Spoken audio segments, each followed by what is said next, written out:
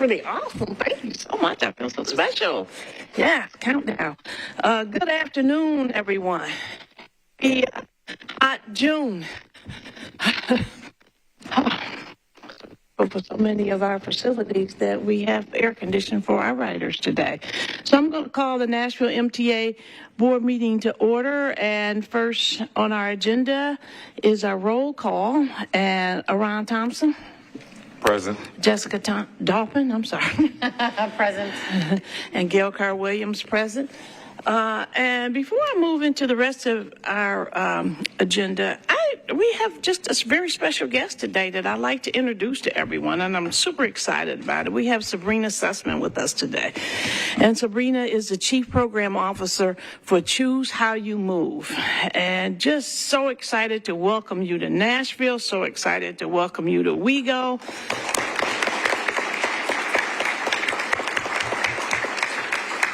We are here for you in any kind of way. And just so everyone sort of knows, I just want to share a little bit about Sabrina. She might get a little blushy, but you will get blushy. But, you know, I just think it's really important for all of us to sort of know what kind of expertise we have leading us and partnering with us and collaborating with us here in the city. And so Sabrina comes to Nashville after 2 years at the U.S. Department of Transportation, where she served as Chief of Staff to Deputy Secretary Polly Trottenberg and Senior Advisor to Transportation Secretary Pete Buttigieg. Sussman has worked on the leading edge of transportation policy for nearly 2 decades. She has executed operations for public and private organizations, has a deep understanding of public policy and funding, and has a demonstrated talent for engaging with people from all walks of life. Her expertise dots both the federal and local landscape with experience working in city government in New York, federal government in D.C., and in coalition building between public and private enterprises, and now here in Nashville. Ms. Sussman is a strong advocate for the North Star of safety encompassed by Vision Zero with a deep personal passion for pedestrian safety. She holds a master's degree in political management from the George Washington University and a bachelor's degree in communications from American University. And we're also pleased, Ms. Sussman, that Michael Briggs, who is a good friend of ours and has been very instrumental in helping us think about Choose How We Move, is joining you at the mayor's office, and he will serve as your Deputy Chief Program Officer role. I know Michael is probably watching us online, so if you are watching us, Michael, shout out and welcome back. We look forward to our partnership and ongoing collaboration and just excited to have you. So thank you for coming today as well. Yeah.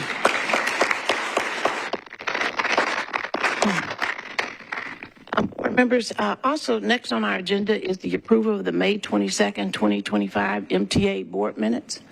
Motion to approve. There's a motion. Second. There's a motion and there's a second. Any discussion, additions, or deletions? Hearing none, I'll call for approval of the minutes. All those in favor say aye. Aye. Aye. We have approved minutes. Y'all know how I like competition. I just like that I get to sort of talk about the rodeo and celebrate some of our victors in the room. So at this point, I want everyone to sort of turn their attention to the left side of the room because we're going to celebrate some awesome skills. So I'd like to recognize our rodeo team. Most of our rodeo team members are here, and each year WeGo Public Transit sends the winners of our local bus rodeo and maintenance rodeo competitions to compete against the best in the state at the Tennessee Public Transportation Association Rodeo and the best in North America at the American Public Transportation Association International Rodeo. In the bus rodeo, bus operators compete against each other in a time trial on an obstacle course requiring that they navigate various challenges that they face on the streets of Nashville every day. In the maintenance rodeo, judges plant defects into the mechanical system of a bus, and competing technicians are required to diagnose the defects, again, on a time trial basis. This year's International Bus Rodeo was held on April 8th, 2025 in Austin, Texas. WeGo's team consisted of bus operators Kevin Santis, alternate bus operator Scott Wallace, mechanics Troy Willis, Pedro Ochoa, and Jeremy Hensley, and alternate mechanic Winston Francis. And all of you all over there, right? Awesome. First, our bus operators. Kevin. Where's Kevin? Kevin. This was Kevin's first international bus rodeo. First, he has been an operator for WeGo Transit for 10 years now, and the rodeo is his passion. Really? That's awesome. I love it too.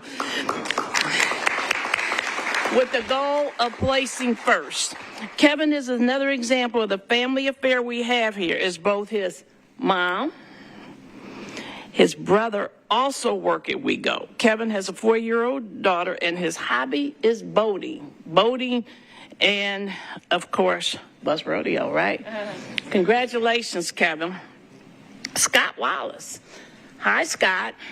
Congratulations. After finishing second at the state rodeo to Kevin, he attended the international rodeo as an alternate if Kevin was unable to compete. Scott has been an operator here for 11 years, but has been around the bus industry since he was 19 years old, previously working as a mechanic and operator for the Opryland Resort, starting in 1993. So you were there when it was like the fun part with the rides. Wow. I keep hearing about that. I wasn't here then, but I don't know. His hobbies include fixing classic cars and riding his motorcycle. This is awesome. Thank you both, and really appreciate your competing and representing WeGo. I don't know, Mr. Rhodes, Earl, did you have anything you wanted to add? Okay. It's always good to see you in here as well, and you leading all of our drivers to this fun moment. So, okay, our maintenance team. Jeremy Hensley. Hi, Jeremy. So, this was Jeremy's first international bus maintenance rodeo. He finished second at the Tennessee State Rodeo in the bus division. Jeremy has worked as a mechanic for us for the past 5 years and is one of our top electrical specialists. His hobbies include fishing and spending time with his family. Thank you, Jeremy. Thank you for representing us so well.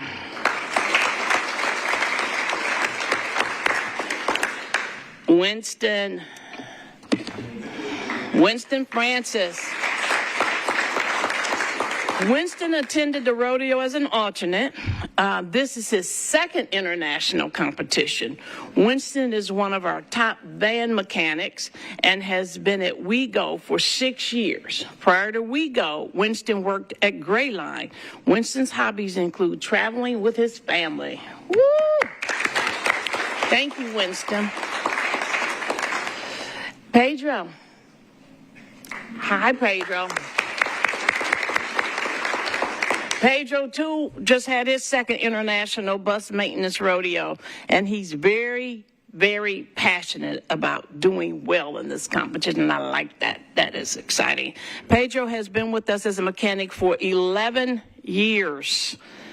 And Jeremy, he is one of our, and like Jeremy, he's one of our top electrical specialists. Pedro finished first in the Tennessee State Rodeo in the cutaway bus division.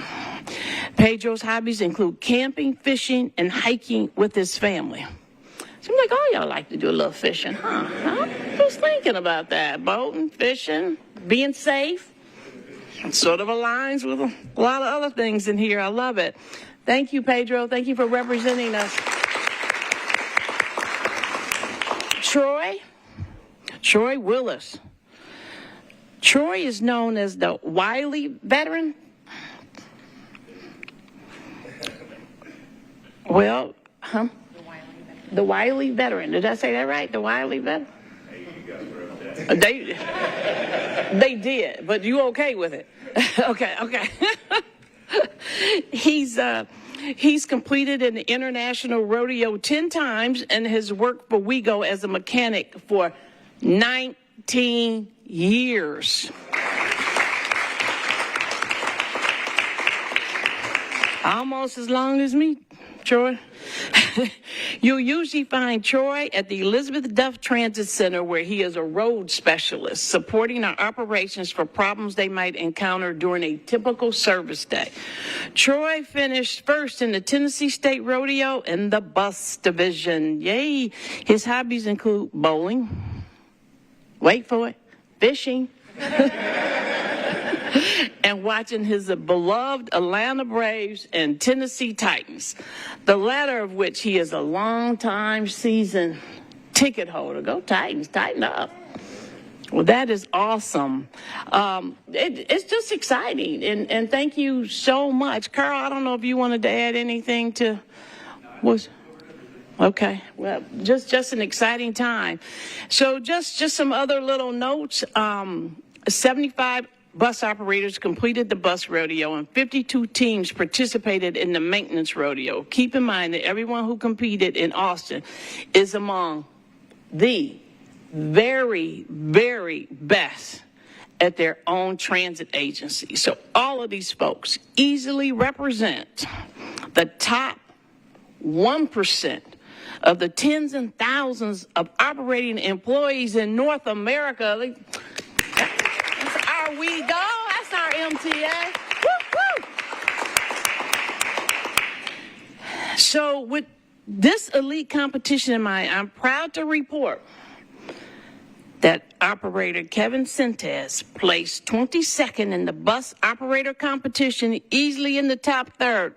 Our maintenance team of Troy, Pedro, and Jeremy placed 15th out of the 52 competing maintenance team, just outside the top quarter. Wow. Yeah. I think it's exciting. I mean, super duper. And I just, I think I want to tell more. Oh, I do have one more thing to say. I knew I had more. So, on behalf of the board of directors, on behalf of, I think I'm missing something. Am I missing my paragraph, Steve? Our maintenance team, yeah. Okay. And on behalf of the board of directors, let me tell you how proud we are. We are so proud, and I think you can tell, and I think you can feel the energy in the room. And I wish I could have memorized this more, so I could have kept looking at you, but I didn't want to miss out on anything that were of great qualities that all of you. And the fact that you go where you go and you represent us in this way, but which is even more important, the fact that you drive our buses and you drive and you take care of our fleet every day to make certain Nashvillians are safe. We celebrate that too. And that is why you do so well here. It's just your passion and commitment to MTA WeGo and the safety of Nashvillians that we celebrate every day. So thank y'all so much. And I think on behalf of all of the board members, we just celebrate you for your outstanding performance in Austin and how you represent WeGo to the whole world, because that was international. But for everything you do every day, we thank you so much. And on behalf of so many Nashvillians, I know they are deeply appreciative of how safe you keep so many people every day. I am certainly proud. I don't know, does anybody else have a comment?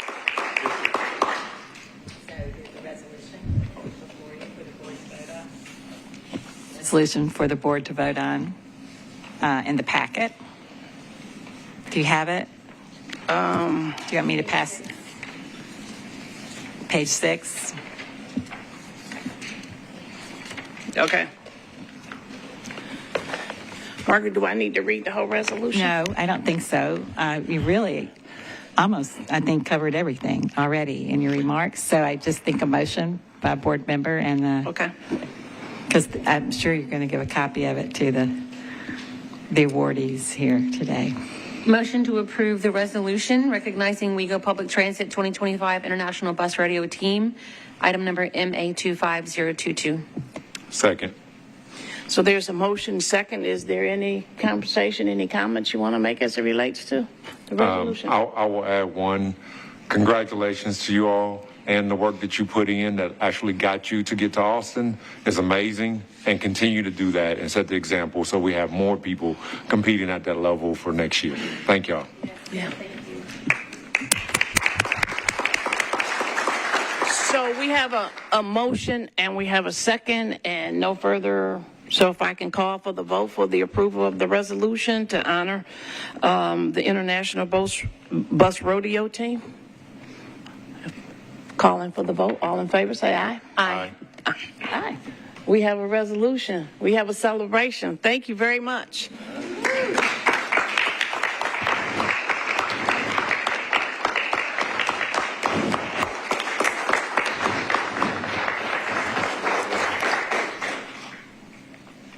Are we taking a picture? Wait, I'm missing something. Yes.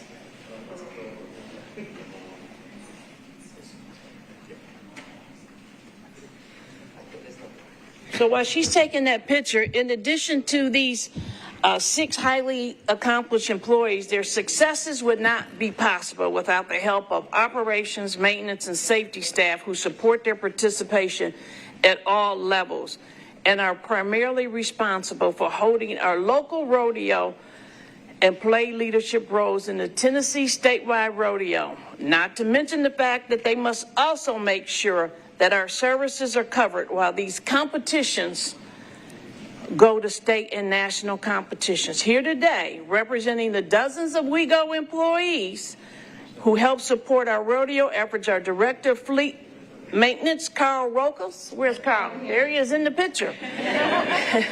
Maintenance Training Facilitator, Chris Vick. Where's Chris? There's Chris in the picture. And Safety Manager, Earl Rhodes. And last but not least, Safety Supervisor, Bobby Irvine. Oh, Bobby's on vacation, fishing, I guess. I'm certain. Okay, so, and I think once you get their picture, I'd ask the board if we can come over and take a picture as well with them. And so grateful to celebrate.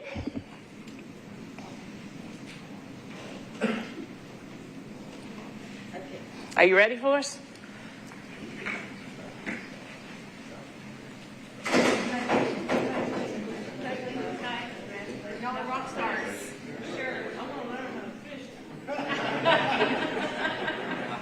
You're in the right spot. I don't know if we can do that on the camera.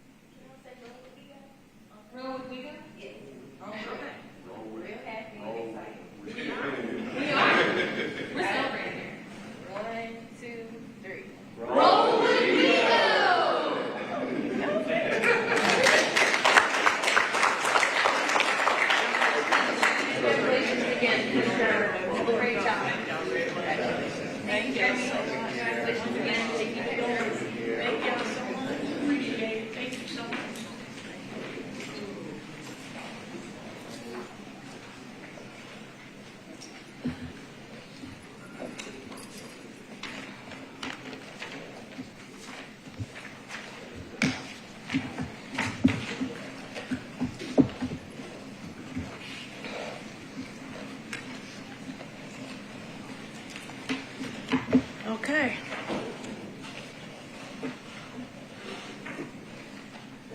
That was fun. It's so exciting to, celebrate and honor our drivers and mechanics because they indeed are our leaders and they are the face of we go. And so I always have fun doing this. If I miss one or two statistics along the way on one of y'all, please know that it was not intended, because y'all rock and roll. I had to add that one too, right? But thank you, and thank you for letting us honor you here. We appreciate being able to do that. Next on our agenda is the public comment section. I have one request for public comment. Darius Knight.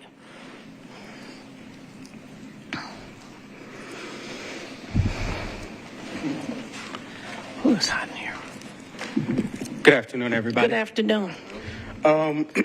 First, I want to say by congratulating them and thanking them for the hard work that they do. Let's not forget the hard work that they do every single day.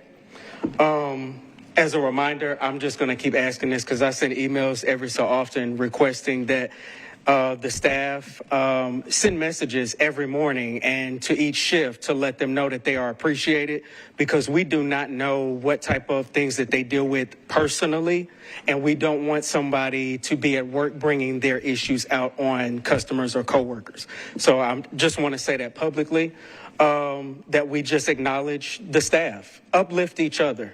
I've heard you, Ms. Gill, say this quite a few different times over the past few years about you all being a family. I think that's something that y'all really need to lean into during these time frames, especially if you are paying attention to what's going on worldwide. Keep that in the back of your mind. So if you come in with attitude, kind of check yourself at the door and remember that you're with your family. On the other side of that, I want to say to you all and to this board, good work on fixing a lot of your issues in terms of service. I'm hearing a lot of positive feedback. So it's good to hear that the customers are finally some level of satisfied with the services that's being offered. And as a transit advocate, that makes me feel good. But I would also ask that, you look out for one another. You don't know what could happen. So just be vigilant to each other. If you see something, say something, report it. To the operators who are watching, please report your issues with your buses. It's not my job. At the end of the day, I want to thank you all for the work that you have been doing and continue to do.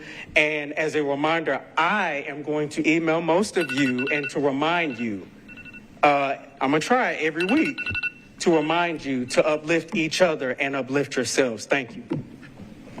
Thank you, Mr. Knight. That is the only public comment request that I have. Are there any other requests for public comments? Any other requests for public comments? Hearing none, I will close the public comment section of our agenda and move forward to our information-only items. We have 3 items on this portion of the agenda. Would any board member like to move any of those items out to have a discussion? I did have one question, Councilman. On the financial report compared to the budget, my only question was, I noticed that we were still drawing some money from COVID-19. Are we at a limit to that? Are we done with that, or will that still be happening moving forward? Yeah, I'll talk about, first of all, I'm going to beg your indulgence because the expert isn't here. Amanda and Shelley are both out this month. Ed trained Amanda well. He seemed to miss the June meetings as well. I'll talk about it a little bit more when we get to the budget item we're on in the new initiatives committee, but we are fully depleted on the COVID, all of the pandemic relief money at this point. Any other questions? Hearing none, I will move to the next agenda item, the consent agenda item. On there we have 4 items. Would any board member like to have any of those items pulled from the consent agenda? If not, if I can have a motion for approval of the consent agenda. I recommend a motion to approve the consent agenda as mentioned. Second. There's a motion. There's a second. Any further comments? Questions? Hearing none, then I will call for the vote. All those in favor say aye. Aye. Consent agenda is approved. And at this time, Ms. Dobbin, I will turn this over to you for Operations and Finance Committee. Brilliant. What a great meeting already. I know. Thank you all. Thank Thanks you for coming. guys. It's nice to recognize our rock stars. Yes, it yes, is. the true leaders among us. So for the Operations and Finance Committee today, we're going to start with a contract award for project management services, and this is a big deal. So we've got Debbie Frank to present, and I'm looking forward to it. Thank you, Debbie. Thank you. Well, good afternoon, Chair Williams and Good afternoon. board members. I'm Debbie Frank, Deputy CEO for Growth and Development. And I have before you action item number M-A-25-027, Capital Project Management Service Contract Award. To support the delivery of capital projects, we issued a request for proposals seeking qualified firms to provide comprehensive capital project management consulting services, specifically for our expanded capital investment program reflecting both state of good repair and expansion projects. The selected consultant will serve as the lead advisor and project manager across WEGO's capital portfolio, and will also serve as a force multiplier for various internal project management staff in our capital projects, engineering, operations, and facilities division. As an advisor in the development of project scopes, they will not be eligible to bid on future design work for these projects. So I've listed some of the capital project management transit infrastructure projects to just kind of give you a sense of what we have before us. So you're thinking all access corridors, transit centers, park and ride facilities, major renovations, O&M facilities, and I got to add transit-oriented development just to name a few. So looking at the scope of work, the consultant will support the capital project life cycle, and that's from planning and design all the way to closeout and everything in between. So in between, we're talking about procurement, budgeting, construction management, risk management, community engagement, just to name a few. Also want to just share quickly with you a brief overview of the procurement process itself. So RFP number 2024183 was publicly advertised on WEGO and Transit Talent websites on December 18, 2024.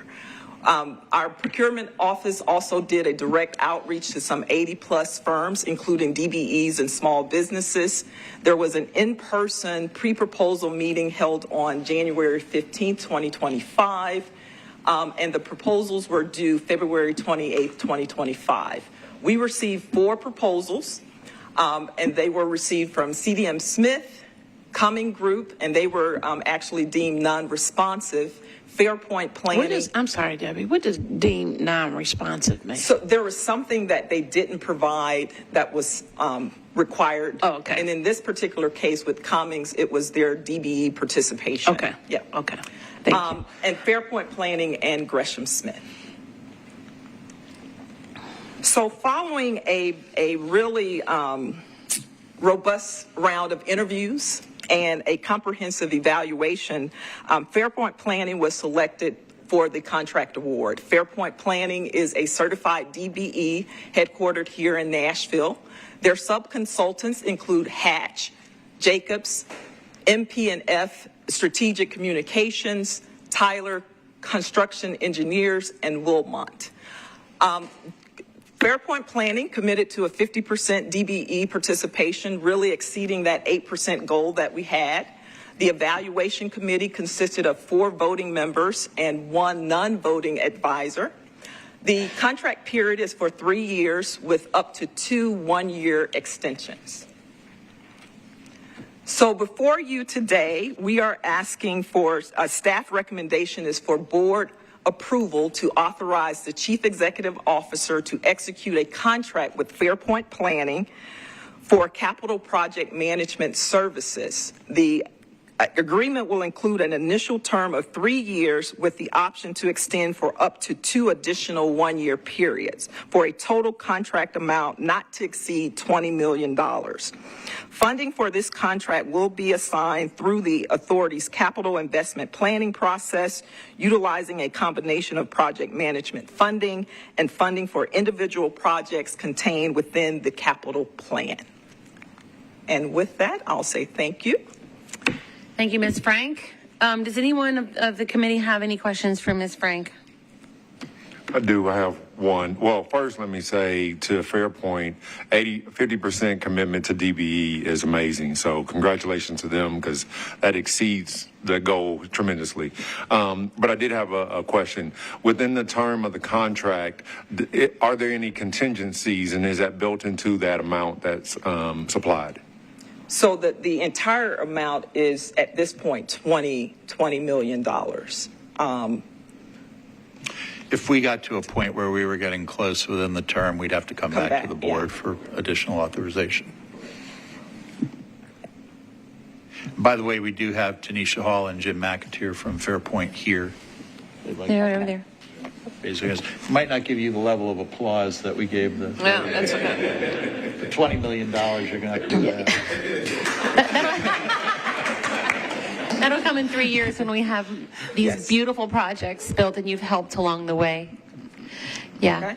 I'm pleased. I'm pleased with the presentation. As a board member, I'm so excited to see these projects start rolling out. No pun intended. Yes. We're doing that roll. It's completely accidental, I promise. But it is any other questions for Ms. Frank before I move on? Well, it's my pleasure as the chair of the Operations Finance Committee to make a motion to the full board to adopt M-A-25-027 as recommended by staff. Okay, we have a motion. Is there a second? Second. There's a second. Any further discussion? Although I agree, this is a very exciting time. Yes. Jim McAteer, it's good to see you back in the room. Ms. Hall, thank you for your leadership. But hearing no more, I'll call for the vote. All those in favor? Aye. Aye. Aye. Thank you. Thank you. How wonderful. I love the art on your isn't that pretty? PowerPoint. We need more bus murals around the city. Who do I talk to? Next up, another action item for the Operations and Finance Committee. This time, we're discussing the Marine Tiger Security Plan Award. No? What'd I miss? Oracle Unifier. Sorry, Lydia. Come back. It's okay. I turned 2 pages. That's on me. That's Sorry. okay. I missed some notes earlier too. M-A-25-028. Is that what you're here to discuss? Yes, ma'am. Perfect. So we're on the same page. Oracle Unifier Project Controls Software Modification Change Order 2 is before us. We will be led by Lydia Benda. Go ahead. Good afternoon, board members, Madam Chair. A little over a year ago, I came before the board in May of 2024 to recommend to proceeding with procuring software and with the consultant services to implement the Oracle Unifier Project Controls Project Management software system, which is the backbone of our capital delivery systems. And at that time, I had asked for authorization for the Chief Executive Officer to agree with an amount not to exceed $1.55 million. So we've proceeded with the project, and the features of the proposed system include a centralized project repository, accessible to all necessary users, project performance tools, advanced reporting to facilitate timely project reporting, including any necessary documentation for our funding agencies as well. In February of 2025, WeGo used $92,792 of the $93,000 of contingency to cover Change Order 1. Change Order 1 addressed some extra work needed to integrate between Oracle Unifier Project Controls and the Sage norming financial software. So the original scope of work did not include those 4 interfaces needed for integration. So at this point, WEGO's working with Oracle, eVision, and Kemper for this software design and implementation. And this is a good time in the life cycle of the project to make any modifications. And as Debbie Frank just presented to the board, the capital project management team that's going to be on board, we need to make some modifications to the software to accommodate that. So change order 2 will include workflow modifications to the Unifier Project Control software, additional training for WEGO staff, and additional hours and funds for Oracle to develop custom reports needed for our organization and post-go-live support. So we anticipate that change order 2 will take approximately 6 to 8 weeks, pushing our schedule out for to the end of September 2025. So the change order is for a total of $110,000. So staff recommends that the board add additional funds of $110,000 to modify and implement the Oracle Unifier Project Controls project management system as the backbone software for our capital project delivery system. Staff recommends the board provide authorization to the Chief Executive Officer to approve change order 2 for an amount not to exceed $110,000, including a 25% contingency. So funding from this project will come from the Federal Transit Administration Section 5307 formula funds with 10% state and 10% local matching funds. Great, thank you. I guess it comes at a good time to include the new project management team. Yes. To get assimilated into the program, so that's good. And I guess we didn't know what we didn't know up front, Right. Which has led to this moment. So are there any questions for Ms. Benda about the change order 2? I did have one. Do we think there will be another change order 3 coming our way? Well, we hope not. We do have some additional funds in this contingency for Oracle, but there are 3 different firms that we're working with, consultants that we're working with, and we're monitoring the budget and scope with all of those firms. Right now, we're in good shape. A follow-up question. If we push past the September deadline, does that then, will we use the additional contingency funds that we have, or will we need to come back and look at potential new contingency funds? No, I think we'd be able to use the contingency funds. Any other questions for Ms. Benda? Well, we got to have it. So I'm looking forward to seeing how much more effective you all will be with this streamlined project controls and reporting. So it's my pleasure as the chair of the Operations and Finance Committee to make a motion to approve M-A-25-028 as recommended by staff. Thank you, Ms. Dolphin. There is a motion. Is there a second? Second. There's a motion. Second. Any further discussion from anyone?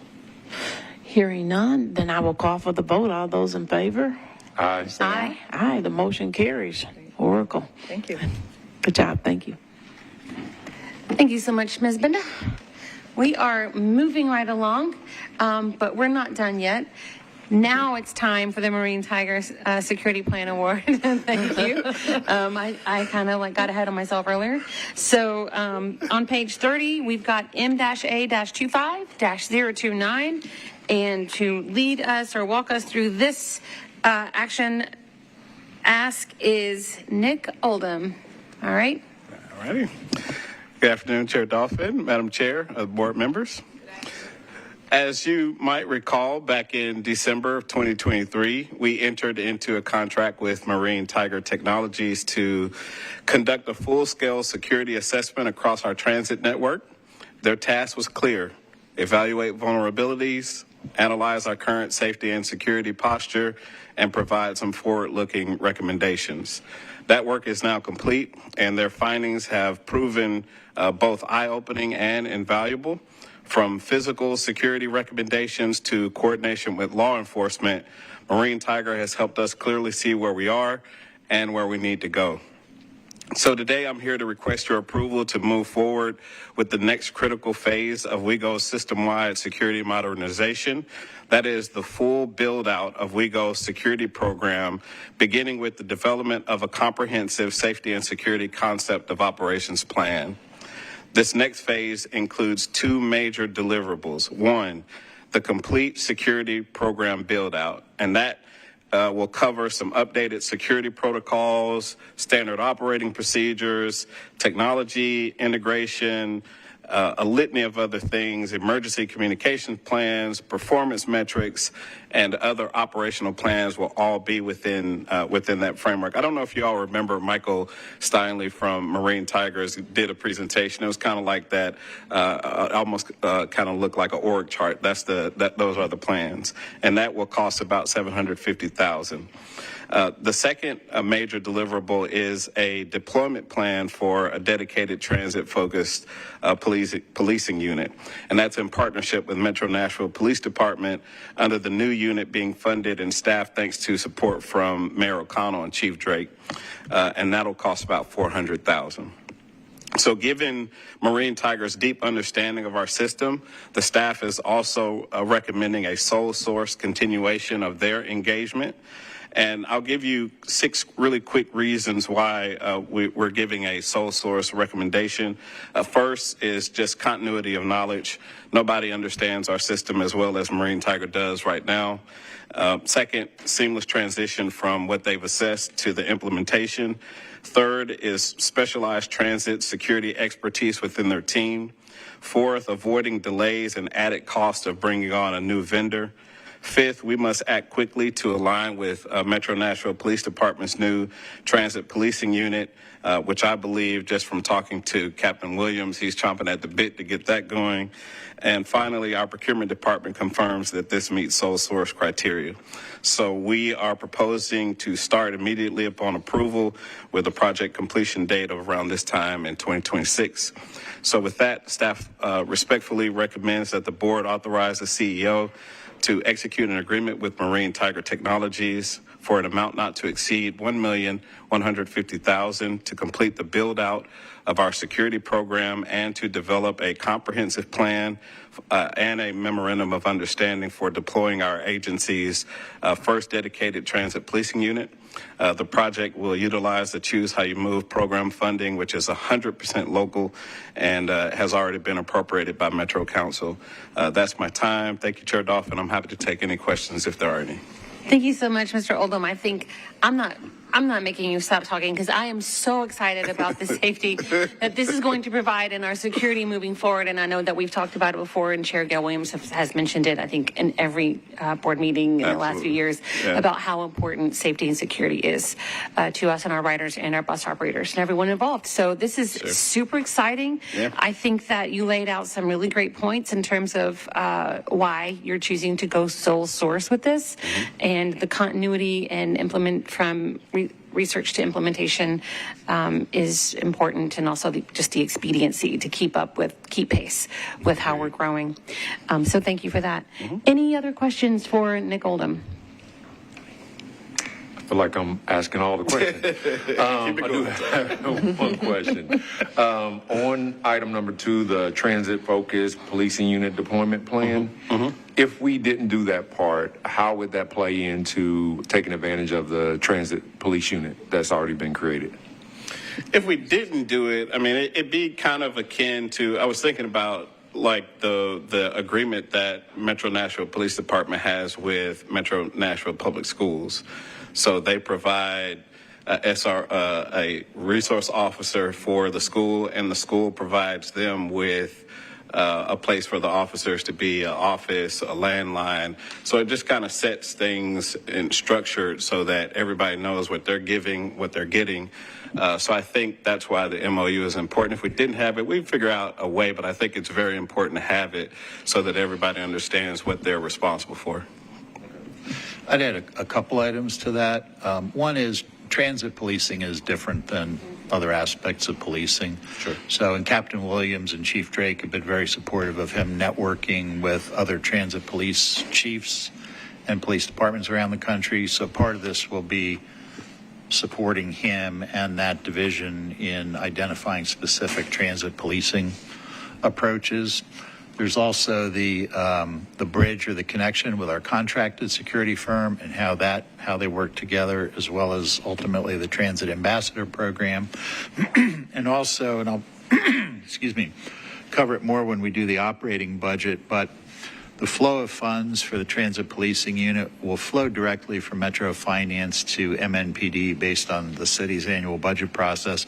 But we will actually, and you'll see it reflected in this year's budget proposal, be including those funds in our financial statements and budgets for a variety of reasons. So part of the MOU is essentially us agreeing with MNPD and Metro generally on what role that division will play and how it complements each other and how it kind of rolls into our overall security program. Thank you. And I think that's a good point, Steve, in terms of there's no need for us to recreate the wheel. We've never had a transit policing unit before. And so there are others out there that we can learn from. And I'm assuming that Marine Tiger has experience in setting these up. Absolutely. Okay. So it's to our advantage to utilize that expertise. Yeah. Okay, go ahead. Is this a one-time plan, or this will be an ongoing thing that has to be revised to bring back Marine Tiger or some other organization to identify how we structure the security plan? Just the security plan or the MOU? Well, I mean, this is the initial build out of it. I'm pretty sure that as you know, within the next maybe 3 to 5 years, there'll probably be some things that we'll acknowledge need to be revised, and we'll bring it back to the board. I also think similar to what you see every year from Carl in our fleet maintenance audit, that periodically we'll be doing kind of a review of practices and best practices, bringing on somebody to support in that activity to make sure we're meeting our milestones and making progress. Yeah. Yeah. I think that'd be nice. Mm-hmm. Particularly as we do the MOU with MNPD as well, we'll probably see some things that we may need to change, and we'll bring that back. Speaking of the MOU with MNPD, are they having their own consultant work on from their side, or are they relying on what we're doing here? We'll be working together with MNPD to figure this out. So yeah. Okay. All right. Any further comment or question for Mr. Oldham on the Marine Tiger Security Plan Award? I will just speak to the MOU for just a little bit. I do think when we were at council at the budget hearings that the MOU would also be helpful in helping council and others in Metro understand a little bit better what the relationship looks like and how to have expectations from each department, and it holds each of us sort of accountable. And I think it also will hold Marine Tiger accountable for what it is that we expect from them in this contract. So I think having that clarity written is really, really important for us to do that. And I do think that Marine Tiger has shown us at this point the things that they have done. We've been able to make progress in our safety and being able to have this funded this way. So I'm looking forward to our continued relationship with them. Yeah, that's great. And I think that as more people start to look to us for, providing that safety and security, it's going to be nice to have these strong policies behind us and guiding our guideposts, right? So we're not making it up as we go. Agreed. So it is, again, my pleasure to recommend to the full board that make a motion to approve M-A-25-029 as recommended by staff. Okay, there's a motion. Is there a second? Second. There's a motion. There's a second. Is there any further discussion? Yeah, can I just say, let's go, team, and we are cooking, right? Or rolling. I love it. Or rolling. Might as well keep the rolling going today, I think. Why not? We are cooking, rolling, rocking. We're just Fishing. we're living in our mission right now, so this is exciting. With that being said, any other comments? Hearing no other comments, I will call for the vote. All those in favor say aye. Aye. Aye. Marine Tiger Security Plan. Thank you. Thank you so much, Nick. You're doing a great job. Well, we've made it to the last item for the Operations and Finance Committee. And I don't want to play favorites, but I do like Vince a lot. So I'm looking forward to the auto damage and catastrophic insurance renewal conversation, M-A-25-030. All right, Mr. Malone, it's all you. Thank you, Madam Committee Chair, Madam Chair, MTA Board. Thank you for having us here. And I bring to you a titillating discussion on auto damage and catastrophic insurance. So I'm hoping that, no ma'am, it's the one in your booklet on page 32, MA 25-030. In 2023, due to some changes that we had in the industry of insurance, there were some modifications. Previously, prior to 2023, you had one carrier that supported your whole catastrophic plan. At some point in time with the insurance industry, that was labeled as a way to kind of not have a good risk management approach. So what had happened since that time is that we've had to, over the last few years, utilize several different carriers to cover the risk. One of the things that we had our broker to do this year was to go out and find us a very comparable plan, and the incumbents came back with a very good quote for us this year. I want to also point out to you that with this, we have about a $50 million policy limit on this auto damage and catastrophic coverage. However, with this vehicle lot coverage, we have MTA fleet is about $97 million value in our fleet. So we have somewhat of a bogey a little bit from that standpoint, but that is really based upon the hours of operation that we will have. Most of our vehicle and our fleet is always in service, so this just really covers the vehicle lot in any type of catastrophic things like we had with the flood back in 2010 and such. So with this approach, this tiered approach with 9 carriers that quoted the coverage, last year we had a $1,176,223 premium. Our new proposed premium is $1,174,832, which is a premium reduction of $1,390. So about a little bit of a savings here this year. So, and that's kind of different with insurance. Everything is always going up each year with inflation and things, but we were very happy with this approach and this premium. I know you cannot see all the different carriers on that sheet, but I wanted you to know that is our work product that we utilize for there. So I now turn it over to the board and see if you have any questions. So with the decrease in premium, are we decreasing our coverage at all? No, we did not decrease coverage at all.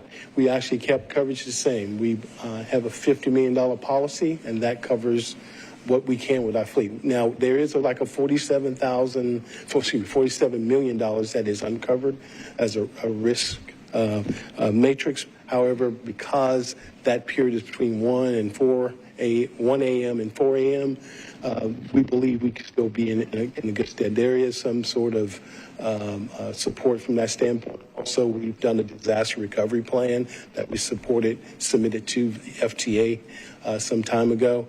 And since about 2000, we update that information that is appreciable.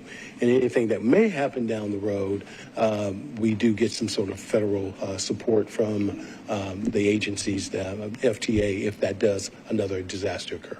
Okay, so this is industry standard for a fleet of our size. Yes, ma'am.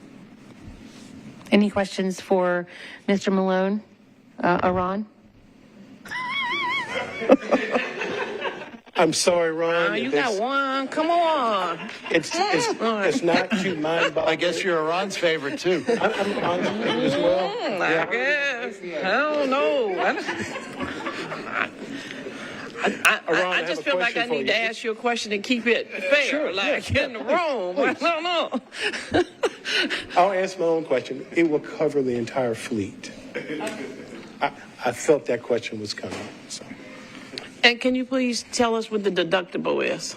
The deductible on those is you have a $100,000 deductible on your auto damage.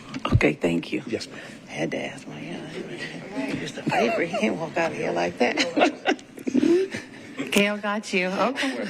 Okay, Gail got you then. I got you. Brilliant. Well, you know, we've got to have auto damage and catastrophic insurance coverage. I'm glad that you've got some kind of savings on there. That's nice to see. Although I wouldn't want to trade off $1,000 for, replacement buses, but you got us. You've told us that we have not had a decrease in coverage. So I am happy and pleased to recommend and make a motion to the full board to accept and approve M-A-25-030 as recommended by staff. Thank you, Ms. Doppin. There's a motion. Is there a second? Second. There's motion and a second. Is there any discussion? Hearing no discussion, I'll call for the vote on MA 25030, the auto damage catastrophic insurance renewal, as presented by staff. All those in favor say aye. Aye. Aye. Brilliant. Thank you Thank so you. much, Thank you, Vince. board. Appreciate I it. appreciate y'all. Yes, And to be fair, you're all my favorite. It's all good. I don't know. I tell you how many days 100-degree weather, what it does to everybody, right? Yeah, It's the so heat. we're all mad here. So with that, we are concluded with the Business for Operations and Finance Committee, and I now turn it back over to you, Thank you, Chair Williams. Thank you, Ms. Doppin. That was a lot in your committee, and it's just further movement for WEGO. So thank you very much. Well done, Mr. Thompson. The NICE committee. Thank you, Chair Williams. Appreciate it. So part of the NICE committee, we have the fiscal year 2025-2026 proposed operating budget. And with that, I will turn it over to Mr. Bland. Thank you, Chair Thompson, board members. First of all, I want to give a lot of credit to everyone, particularly in the finance department, but certainly Amanda, Shelley, Janet, and their whole team for putting all this together. So whatever is good about it is all up to them, and whatever the problem is, you can tell me. That's my problem. And also all of our department heads put a lot of work into this effort. This is for, Gail, for your 23rd or so MTA budget. This one's going to be a little different. Yeah, it's an exciting one. I mean, it's something very different. So I'll draw your attention to page 33. It's action item M-A-25-031. I'll hit some highlights and then try to entertain your questions as best I can. This is obviously the first full year operating budget that includes revenues generated through Mayor O'Connell's Choose How You Move Transportation Improvement Program. Our current year budget through the supplemental appropriation that Council did about a month or two ago does include some of those very initial funds, but this is our first full year of funding under Choose How You Move. Changes in this budget relative to past years are significant and are reflected in most revenue and expenditure line items. So I'm not going to hit every line item. I'll hit some highlights and then again try to entertain your questions. Overall, if approved, this operating budget would represent a 23% increase from the current fiscal year, or just under $30 million. So here are some of a few of the key points and trends that I'll bring to your attention, and then again entertain any questions. First, on page 32, page 33, the table that you see in the middle of the page, I'll highlight a couple of items. As previously reported to the board, the Choose How You Move program includes a fare subsidy program funded with referendum dollars for low-income residents of Davidson County. So essentially, if you meet a low-income threshold, you'd be eligible for free transit transportation. For several months, our staff have been working with the mayor's office and various Metro National social service agencies and advocates to develop the parameters of this program. And in the coming months, we'll be coming back to brief the board on the progress of these discussions and then ultimately present program recommendations for your consideration and adoption. We do anticipate that this program can begin rolling out before the end of the calendar year, so we are projecting revenues associated with the program. You'll see the anticipated impacts of that program in the passenger revenue, that top section of the table on page 33, where you see passenger fares, which is our general public fares, going down some. That's an expectation that a number of current fare-paying passengers will convert over to the program. And then what you see listed as lift fares coming in, projecting at about $2 million. I would hasten to add that these are very preliminary projections. It's really hard to estimate how quickly the program will be adopted by our customers. But we do estimate, based on our survey data, that up to 75% of our current ridership could be eligible for the program, so it could be significant.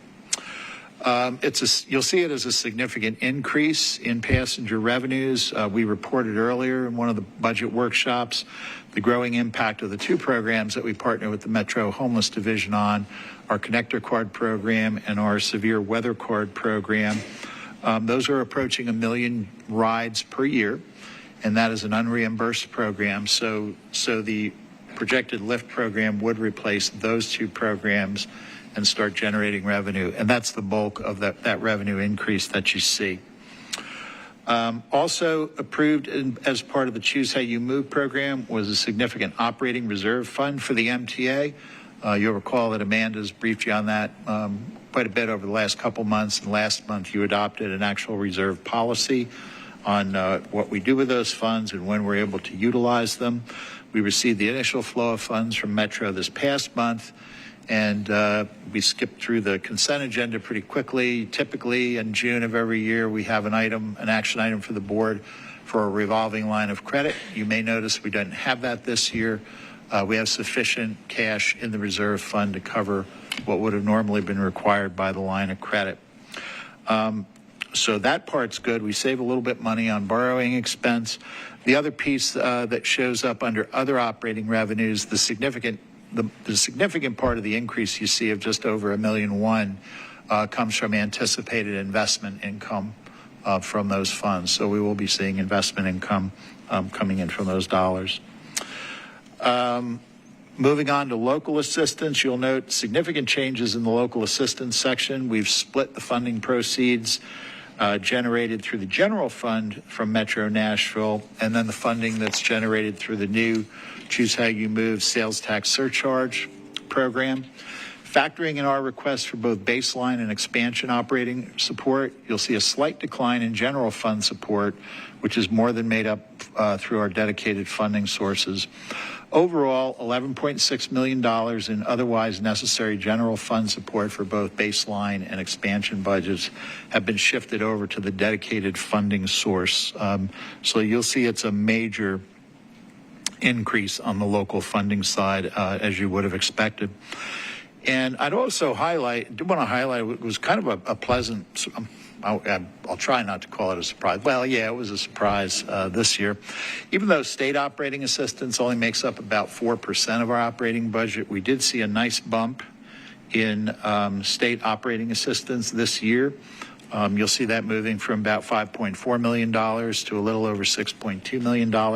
That's actually an increase of about 16%. So our appreciation to Commissioner Ely and Governor Lee for their support of public transportation this year. And then finally, for this chart, I'll note the federal section of our operating budget. So to Iran's question earlier today, as of fiscal year 2025, we have depleted all of the pandemic relief money that was provided to us by USDOT.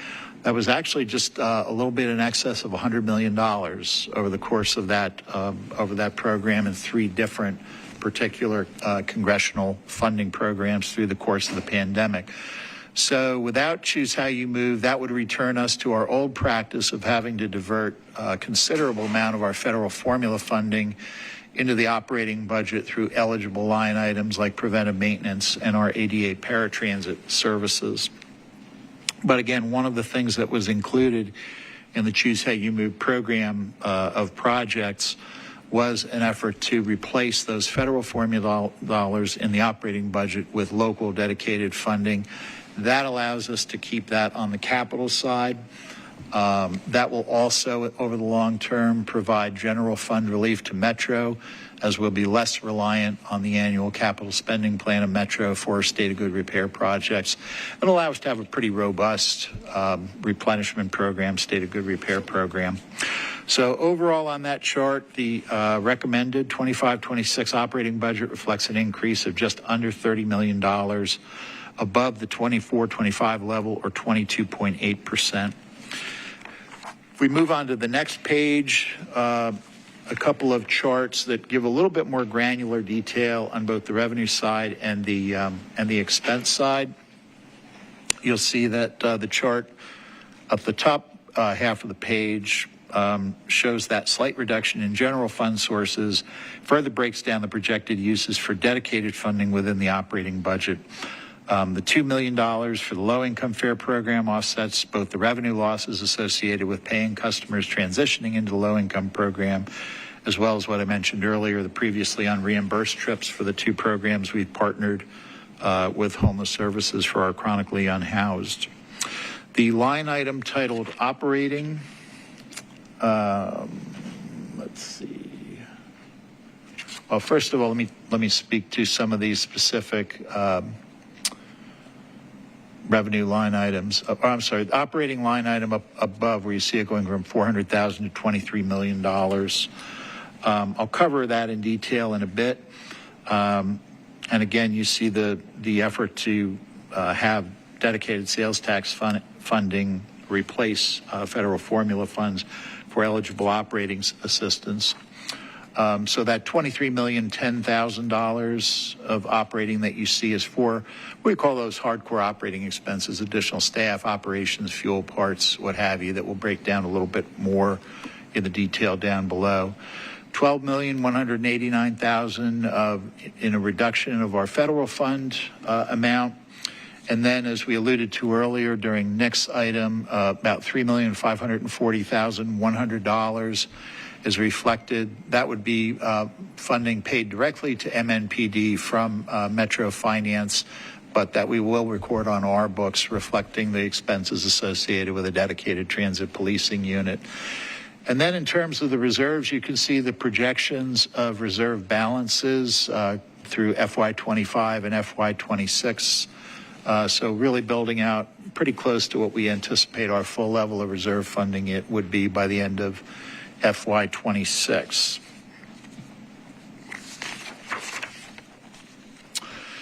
Moving on to the chart at the bottom, we break down some of the operating expenses in a little bit more detail. Increases in labor and fringes are reflective of expanded service and for readiness for future service expansion. This includes an expansion in our training and recruiting staff, additional operating staff, and staff supporting overall program expansion in a number of direct operational and support departments. Last month, it also supports direct operational expenses. So last month we added 2 new WeGo Link zones, and we expanded our access on demand services to weekends. So the expenses for these programs over the course of a full year is contemplated in this budget. And our first round of fixed route service expansion under Choose How You Move will occur on July 6th with off-peak frequency improvements on 5 of our routes and augmented school tripper service starting with the start of the school year to both Glencliff and McGavock High Schools, which currently aren't served by WeGo. And then we'll have additional service expansion, again, focused more on off-peak frequency improvements on existing routes beginning in January 2026, funded under this item. And again, as we've talked about in the previous conversations about service expansion, we're pretty much restricted to off-peak frequency improvements on existing service till we start seeing expansion buses flow into the fleet. With respect to the services category, immediately below, 3 of the line items are directly related to our ongoing security initiatives that you've been briefed on as part of our ongoing Marine Tiger assessment. That includes the standing up of a transit ambassador program, which is identified specifically there, an expansion in our contracted security presence, which Nick has briefed you on in prior months and which is moving along according to schedule, and the deployment, and that security presence includes our first ever mobile units, which are actually starting up this month, And the Metro Nashville Police Department Transit Policing Unit is also included in there. You'll also note significant increases in contract expenses for our access and our access on demand expenses associated with overall growth in the program, expansion of access on demand to weekends, and again, the need to deploy contracted resources until we come up to our full staffing levels. So with that hits some of the highlights, and not unless, but I assume Iran, or maybe others of you, will have a few questions. Well, thank you. So great job. Really enjoyed it. I'm curious on the line item for fuel. It's decreased by over $60,000. So if we're going to be providing more service, how can the fuel costs go down? It's based on the projection off the hedge. We're actually seeing moderating of prices. I'm going to channel Ed Oliphant and say it's our hedge program. I do have a question, and that is between the difference in the fiscal year 2026 up top on page 34, where it shows 3.540, and then down below under the expenses under the MMPD Transit Police Unit of 5,555,800. Well, how do we get those differences between the two? I believe I'll get a better answer for you over the next month, but I believe some of that is carryover from FY25 with the startup funds. Because again, a lot of what we saw in the supplemental appropriation from council previously was flowing into those security items.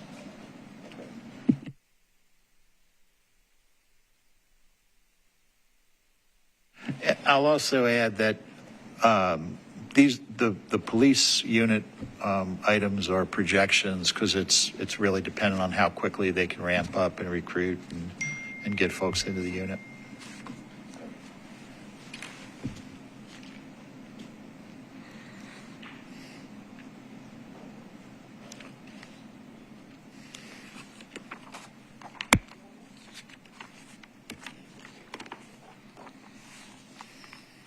Well, I think it's exciting. I mean, I remember when we had no reserve, no thoughts, and the fact that we can increase our services, we can increase our efforts on safety, we can increase everything that we do in transit. It's sort of, it's almost like, it's so transformational, the budget is, and it reflects what Nashville wants and what Nashville needs. And I'm just grateful that our voters voted the way they did, and that our Metro Council supports us, and of course that our mayor supports what we're doing as a champion for transit. Because I tell you, I wonder what Marion Ott would say right now. She was indeed Jim Smiles over there, right?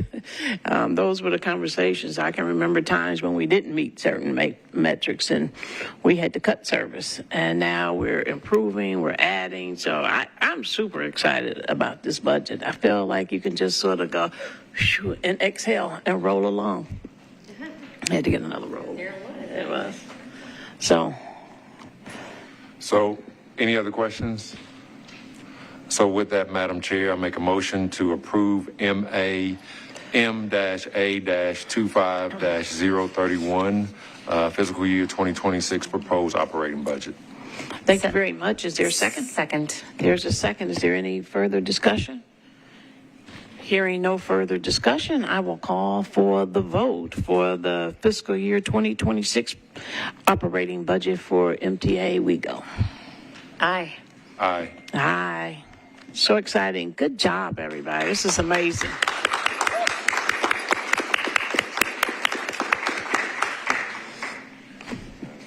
Good job, Steve. Okay.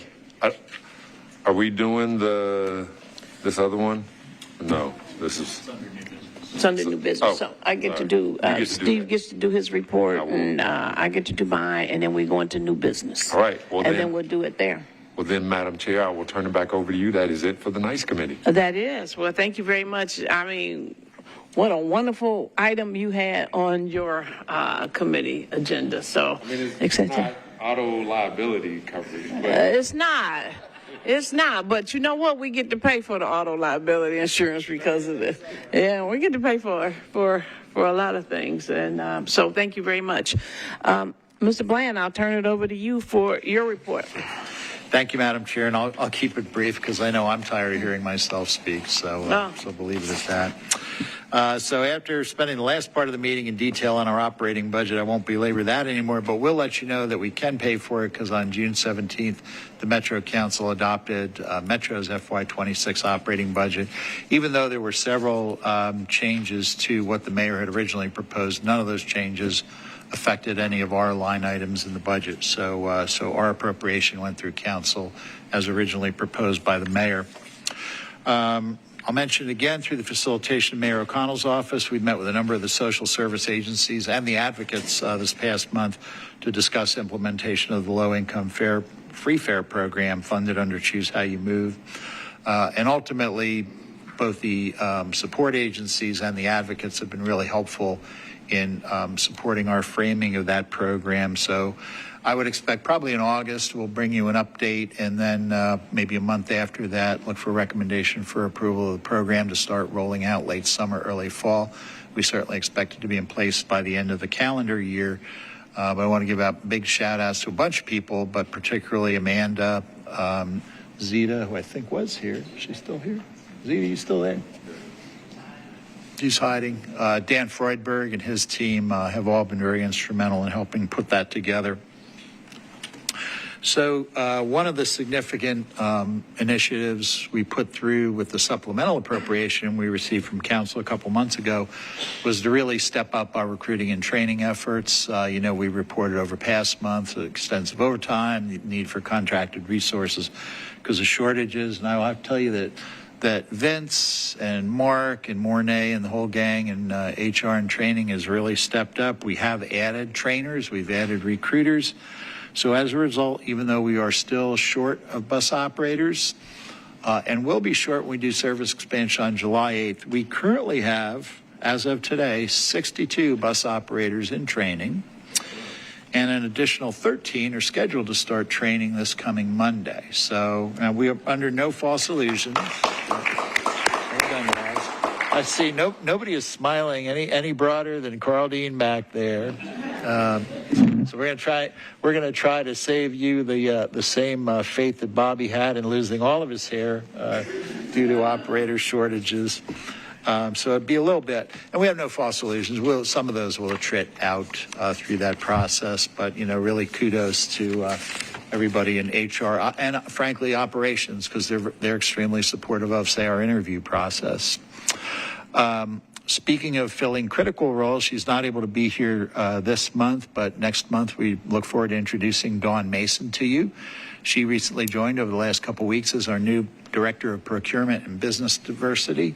So she will be picking up the gauntlet from where folks like Denise and Kim and other folks in procurement have left off. She comes to us with an extensive background in private sector procurement and supply chain management. So we're anxious to see what she will be able to do to even get us further along in the process. We participated with staff from other Metro departments at the inaugural meeting of Mayor O'Connell's Choose How You Move Advisory Committee meeting this past month. The committee is composed of 15 members representing various sectors of the community that were appointed by the mayor and the council. A couple familiar faces on there. Former MTA board member Walter Searcy is on that committee, and current WeGo public transit employee and operations supervisor David Harris is on that committee. So a couple folks who truly know certainly about what we do. Earlier this week, I joined the rest of the board of directors of the Tennessee Public Transportation Association for our annual strategic planning workshop. The sessions were close by in Murfreesboro, and we hashed out a number of the issues that we all are dealing with on a statewide basis for our urban and rural transit agencies. We also had the opportunity to meet in and tour Murfreesboro Transit's new bus operations and transfer facility, which turned out really, really nicely. And if Earl is still here, I was reminded that we are to bring back all the hardware we collected at last year's rodeo to the upcoming rodeo, which will be held in Knoxville in October. So make sure the big wheel, the big wrench, and all the other hardware that we collected last year goes back. Last night, I'm pretty sure, I see her hiding in the back too. Our own Kia Lewis, who is also, in addition to her strong role in project management here at WeGo, is the president of our local COMPTO chapter. That's the Conference of Minority Transportation Officials. Last night, I was delighted to be invited and join the COMPTO board as they awarded how many more scholarships, Kia? 10 $1,000 scholarships to truly deserving college students in Nashville trying to pursue careers in transportation. And super delighted that one of our own, Chelsea Arvin, who works with Katie Freudberg in service development, was one of the scholarship recipients.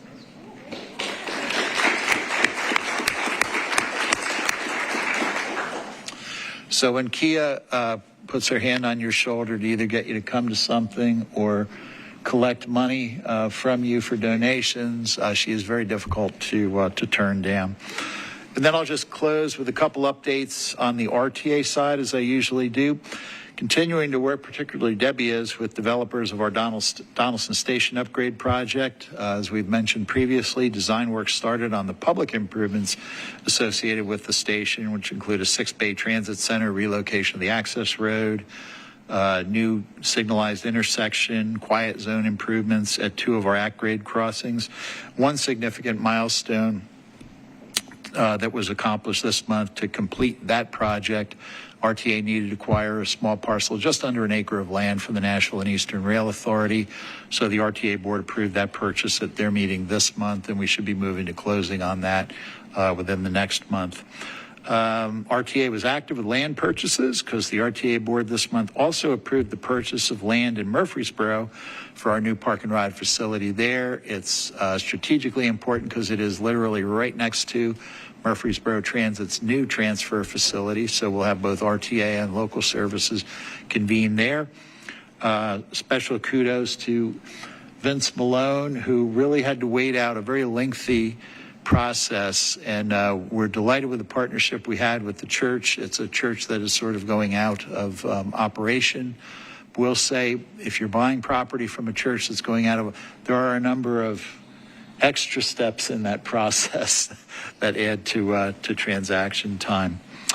And then I think it's the last item I'll report, and I know, Nick Pachenko's in the audience. Nick and Andy and the group in operations have been working closely with Anchor Bus as they transition to take over operation of RTA's regional bus contract, which was previously operated by Gray Line. So that transition will be occurring starting this weekend, right? This weekend. So we're anxious to see Anchor take on that. But I want to give a special shout out to Nick and his group for really extensive work on that project, which is pretty significant. So with that, Madam Chair, unless there are any questions, that concludes my report. Any questions? Thank you very much. I didn't look at you. I didn't look at you. I love our team. Thank you, Steve. That was a very good, comprehensive report. But no, seriously, does anybody have any questions for Steve? I have just a really short report, and like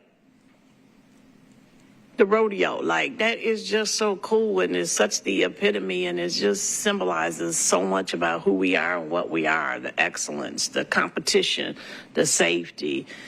The people, the drivers, the mechanics, it's who we are and how they represent who we are. So I'm always so proud and grateful to be able to honor them when they come in for the rodeo. But I just think the rodeo is just symbolic of something so much more. And I don't want us to forget that. I mean, the budget, like this is just like the budget is just so cool. Like it's money and it's opportunity for us to grow. And it's like people see us. I'm excited about our new partnership with the mayor's office, having Sabrina Sussman come and join us today. We all get to meet her, and clearly it's such a welcoming moment for us and for her office, and glad to have her here. And so all the things that we approved today, it just means that we're growing and we're enhancing what we do. But what else it says is that we are not allowed to rest. I don't think we want to, right? Because the rodeo, too, was reflective of the competitive spirit and the spirit of excellence that is always at MTA and WeGo. So while you might want to take a little break over, the 4th of July week, but let's come on back in and let's roll with WeGo. And I'm just really proud of everybody, all of us, this board, and around. We may have joked you a little bit about the questions, but you asked very good questions. And it is another example of how we all work hard collectively to make certain that this organization, that this transit organization is the best in the nation. And now we know by our rodeo, internationally, we are global, and we are going to be the example for so many in this country, and I'm grateful to be able to be a part of that. So let's go, let's roll, we go. And that concludes my report, but next on the agenda, we do have new business. Oh, I should have asked any questions of me. With that, we do have one item on new business on our agenda, and I think other business, and I think Vince Malone is going to come forward and do that one. Thank you, Madam Chair. Thank you. Bring to you item number MA 25032. This is our WeGo liability insurance renewal. A little bit different than the vehicle lot insurance, auto damage and catastrophic policy. This one here is one that is, for our regular liability, general liability, but also our auto liability as well, as our cars move along and service vehicles move along the roadside. So, let's see here, what did they do? No problem. I'll just go ahead and just wait till you get that clicked in. No problem. We had our insurance broker, Gallagher Insurance Company, to shop the nationwide market for the renewal of our liability insurance. Within our liability insurance, we have a $3 million liability policy limit, a $250,000 per occurrence on our auto liability, and then for our general liability, our deductible is $100,000. Our broker went out nationwide, as I stated, and we were able to try to, secure secure our new policy that we had in place. Our current incumbent is Chubb Insurance. And Chubb, our current limits, as I stated, were the $3,250,000 and $100,000. In 2024, Chubb increased our insurance liability by 17.6% from the previous year. In the previous year was about $900,000 was our premium. It moved up to $1,058,000. This renewal period, through a lengthy process, we had a renewal quote of $1,477,750,000. It was about a 40% increase that was proposed by our incumbent. We went out to the marketplace and about 8 different carriers brought and gave a quote or some sort of a response back to our broker. One particular carrier came out was Obsidian. Obsidian is formerly the Ohio Insurance Company, and they bidded on our particular insurance. And in their quote, it was significantly lower than what Chubb had suggested and proposed this year. A lot of what Chubb was doing in this particular piece was we had a large accident that back in 2023 that has still open claims out there. And we have a group which is we're working with to try to get that resolved as well.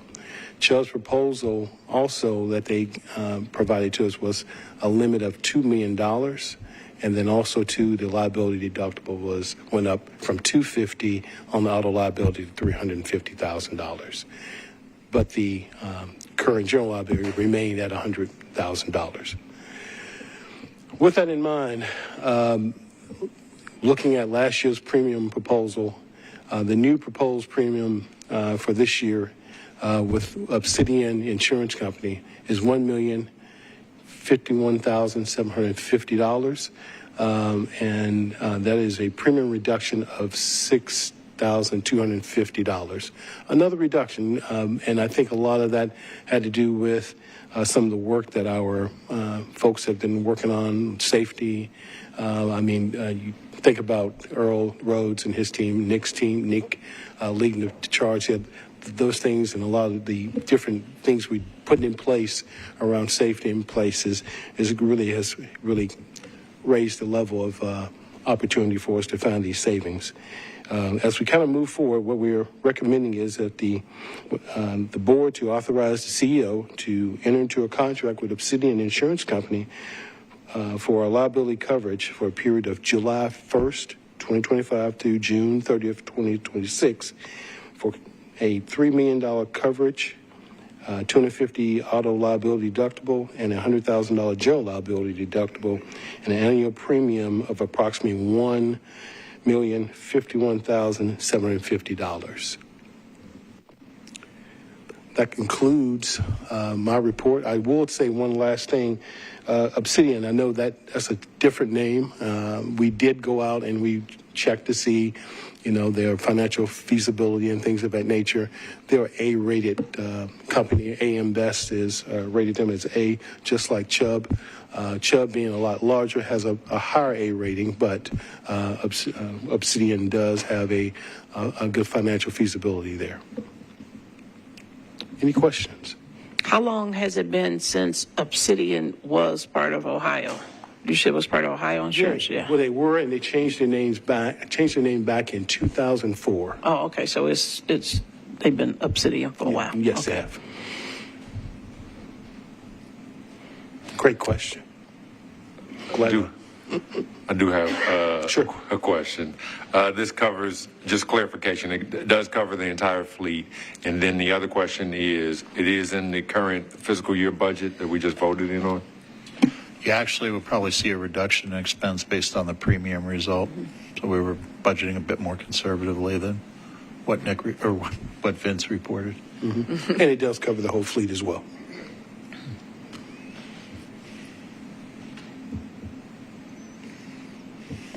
Vince, this will allow for the closure of the open claims for the bigger accident you referred to? It will not allow for that. That is still in litigation. Okay. And there's a couple of other claims out there that they're trying to settle. So we're working with our auto insurance agency and also to our attorneys on the other side to try to get that closed.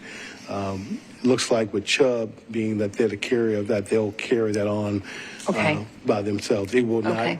It will not fall over to Obsidian. Obsidian will have a new book of business going forward. But Chubb will cover it essentially. Yeah. Yes, Great. That's what that was at the core of my question. Yes, ma'am. Thank you. You're welcome. Any other questions of Mr. Malone? Hearing no other questions, is there a motion? I make a motion to approve M-A-25-032 as recommended by staff. Second. Any further questions? With that, I will call for the vote of MA 25032, the WeGo liability insurance renewal as presented by staff. All those in favor say aye. Aye. Motion carries. We have insurance. We have insurance. Goodness. Thank you, Board. At a lower price. That's it. Steve? One, to show you that staff never sleeps, Amanda was texting me. She's watching live, so hi, Amanda. Hi, Amanda. Iran had asked the question earlier about the difference in the transit policing unit expenditures, the $3,540,000, the $5,555,000. I should have known this because I was the one who asked for the reclassification. But that $5,555,000 includes both the direct transit policing unit as well as our secondary employment coverage with MNPD. So over time, you'll see a transition where transit policing expense goes up and secondary employment goes down as they staff out that unit and transition over completely. Amanda, go to your breakout session at your conference. Or lunch or something. But thank you for joining us. We appreciate it very much. With that, does anybody else have anything else? Any hands up? Nothing else. Has been a great meeting today. With that, we are adjourned.